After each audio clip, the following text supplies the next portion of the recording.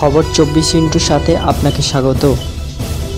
নতুন নতুন খবর জানার জন্য আমাদের চ্যানেলে চোখ রাখুন।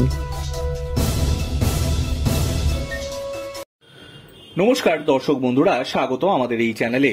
টম অ্যালভারেজের পর আরও এক বিদেশি ডিফেন্ডারকে সই করালো মোহনবাগান। স্প্যানিশ ডিফেন্ডার আলবার্তো রড্রিগেজকে সই করল সবুজ মেরুন।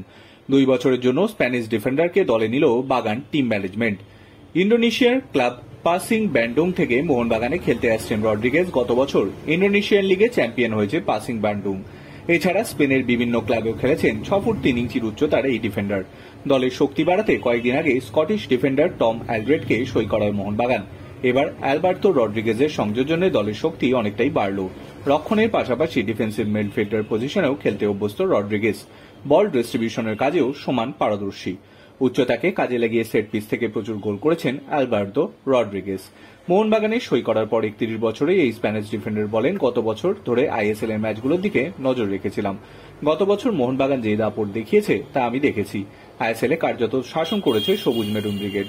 মোহনবাগানের সমর্থকদের ফুটবল প্রেমী আমাকে কলকাতায় টানলো। প্রতি ম্যাচেই দেখেছি সমর্থকেরা গ্যালারি ভর্তি করে খেলা দেখতে এসেছে, দলের জন্য গলা ফাটিয়েছে।